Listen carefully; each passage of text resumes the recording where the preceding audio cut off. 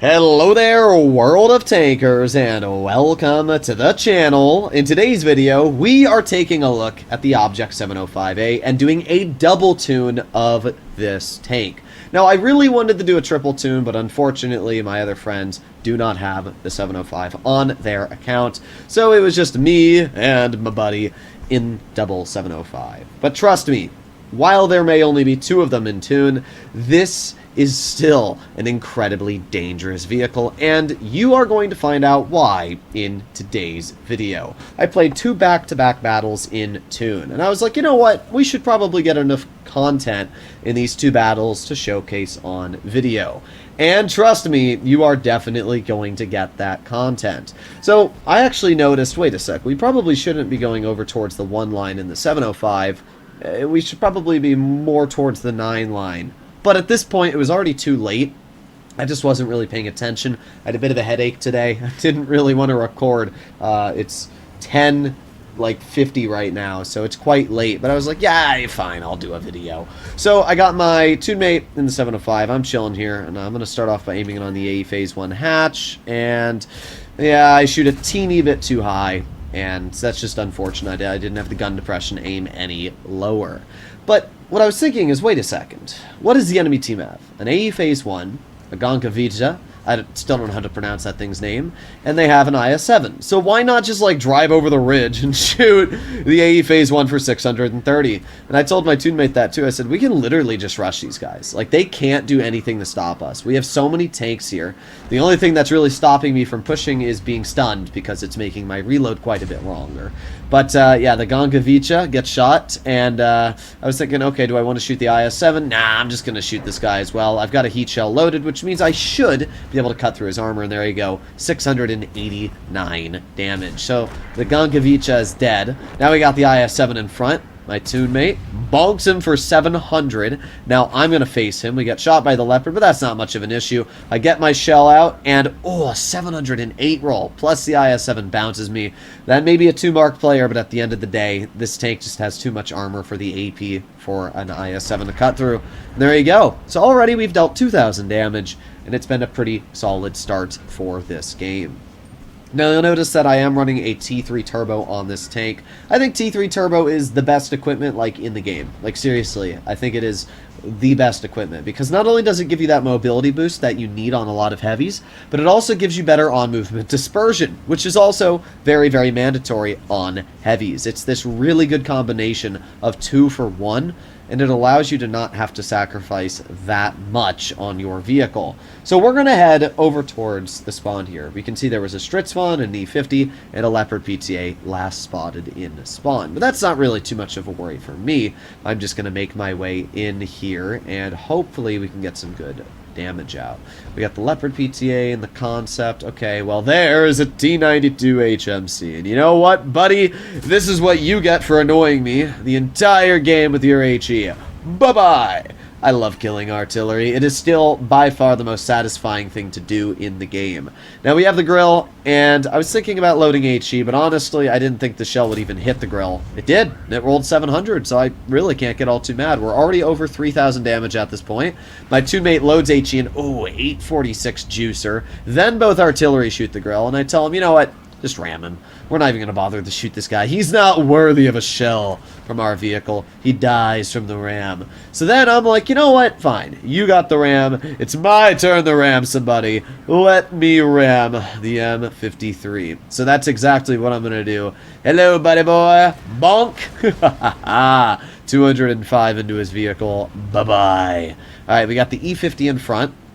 And I'm going to make my way right around. I'm going to shoot the E50 in the lower plate. Nice 617 damage. And that breaks us over the 4,000 barrier. Already we've done a pretty solid job here. My Toon mate is going to hopefully finish off the E50. And we're going to keep making our way into the front here. So what do we have? We got the Concept 5. We got the 430U. Okay, not too much else we can really see as of now. But, oh, the Renat Charante got spotted, and he's in the perfect position to hopefully get a shell out. This is where having that better on-movement dispersion is very important. Yeah! We slam that shell right into the rear of the Renat Charante, and we have now dealt 4,600 damage. Alright, pretty good stuff. Well, Let's keep going up. We got the 705 spotted over here. Okay. Well, I'm not going to worry too much about the 705. I'm going to aim in on this 430. And when I say aim in, I mean snap him full speed while he's driving and pen him in the side. What the absolute heck? Oh my god. Alright, well, we got the Concept 5 in front. I was like, well, you know what? I might be able to hit this Concept. Let me aim in and shoot. I shot a little bit too early. I did not realize this tank shell velocity was going to be that quick. Well, it wasn't even that quick. I don't know. Maybe I thought it was more distance than it was. But either way, that's not my problem. We're going to aim it on the 705, and looks like that shell hit him in the track wheel instead of the lower plate. Little disappointing, but not that big of a deal. We ended up dealing 5,200 damage this game, which is a pretty solid result overall. Well, as we can see from the first game, this was a pretty solid battle. Not only dealing over 5,000 with my Toon mate dealing 3,500, but just an instant steamroll. It shows just how easily you can manipulate battles into your favor with the Object 705A. This tank features so much protection, and it hits so hard that when you pair it with solid DPM and overall holding capabilities, it is just a crazy dangerous tank. So let's get into one more replay. So now we make it to game 2. This time we arrive on Erenburg, and as you can see, well, this is a pretty solid matchup with tier 8s, tier 9s, and only a few tier 10s. I've talked about this in the past, but when you're in a tier 10 against tier 8s, it really just isn't fair. It almost feels like bullying, because the majority of tier 8s can't even do anything to you. I mean, what is a tier 8 gonna do to an Object 705, especially when the thing's gonna hit you back for 600 plus damage? So, we have the RU, but that guy was spotted way too late, so there was no way I was ever gonna hit that. But, right now, the only thing I'm focusing on is getting into the front line here. I told my two men, I said, if we both get to this spot, it's physically impossible for the enemy team to win because they cannot make any plays on this side of the map. Now, I do get hit by the Leopard. We aim it on the side of the, well, that was a pretty bad shot on the 257. I mean, we aimed it okay, but as you saw, that shell went to literal China, hit him in the turret, and bounced right off. But, I mean, really, the enemy just can't do anything at this point. That 257 has no chance of penning me. I'm actually really surprised that bounced. That hit the 257 right in the corner of his upper plate. But, I don't know, maybe it hit the lower plate and it just looked like it hit the upper plate. It's hard to tell, but because the game updated just a little bit ago, I don't have battle hits on anymore, so I'm going to have to re-download that. Either way, we're chilling, and as I said, the enemy team really can't do anything at this point. Like, this 257 makes a move, boom, loses 585 health. If he tries to play anything past where he's poking already, he's gonna get nuked. And in return, this tank has no hatch, no weak spot whatsoever on the turret. This is why the 705 is the highest win rate heavy in the game right now. It's just such a hard tank to counter. So I see the Type 5 rolling off here, and I'm kind of thinking, I wonder if I can slam a shell into his vehicle. We do hit him, but the shell actually goes low. That's where the .38 dispersion of this tank is rather unfortunate. But I'm thinking to myself, well, I still have 2,500 health left. My Toon mate's still pretty healthy, and there's really not much going on here. So at this point, I'm just going to move up if I can. But the Progetto pokes, and man, if I just had a little bit more angulars to work there, we could have been able to slam a shell into that Progetto, but unfortunately, as you saw, we were not able to do that.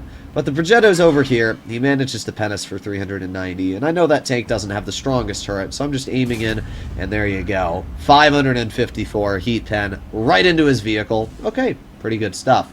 My Toon mate finishes off the enemy Progetto, and I'm going to make my way over to the Tutel.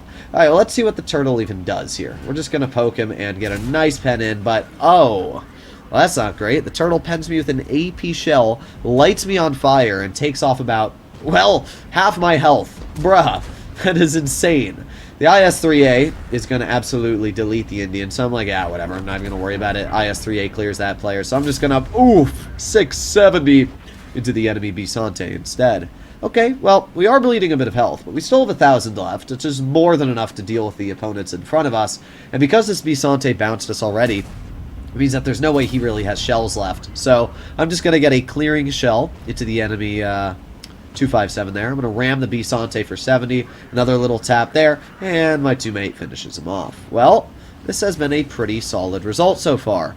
And I'm thinking, well, what do I want to do here? I can't really drive into the water because there's nothing over there apart from the Hori, or the Kauri. So I'm just going to aim it on the side of the Kauri very, very quickly. Aiming, and perfect. Okay, nice, easy, clear.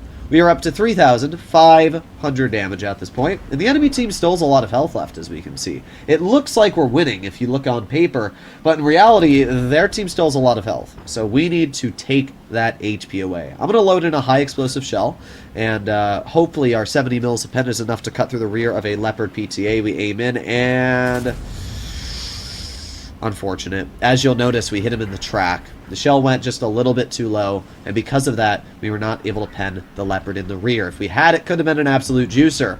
But we still have another HE shell, and I'm hoping just maybe... Oh my god, what the absolute heck.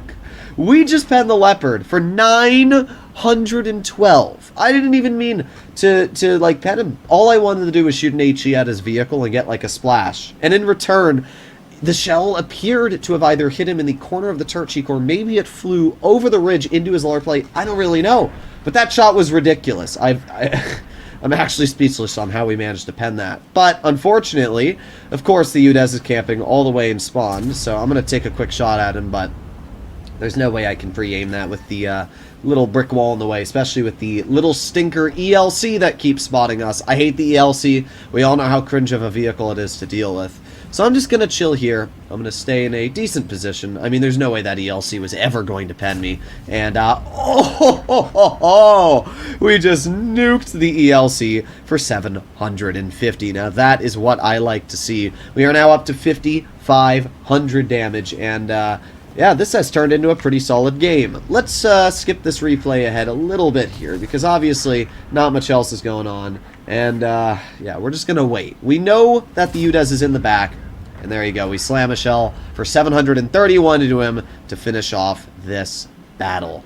This was an incredibly fun game. Both games were great. And as you're going to take a look at the post-game results, it's just crazy how well you can do in the 705 when you're playing it aggressive. This second battle was even crazier than the first. We were able to pull out 6,300 damage. My Toon mate with me did 4,300. That is 10,600 combined, and an absolutely crazy fun match. I still cannot believe we hit that shot on the Leopard. In his lower plate, it managed to loop over the ridge into his tank. But man, I had a lot of fun, especially for only a 6-minute battle. The 705 is easily one of the best tier 10s in the game. And even though you don't hear a lot of YouTubers talking about it, yes, it is kind of boring. I mean, the gun's .38 dispersion, it's got bad aiming time, but when you have a proper loadout with decent dispersion on move, a lot of hit points, and solid DPM, this is not a tank to be messed with. And as you can see, when you run 2 of them, these things are almost unstoppable. So as always, if you enjoyed today's video, please consider smashing that subscribe button down below, and I'll see you all in the next one. Bye-bye.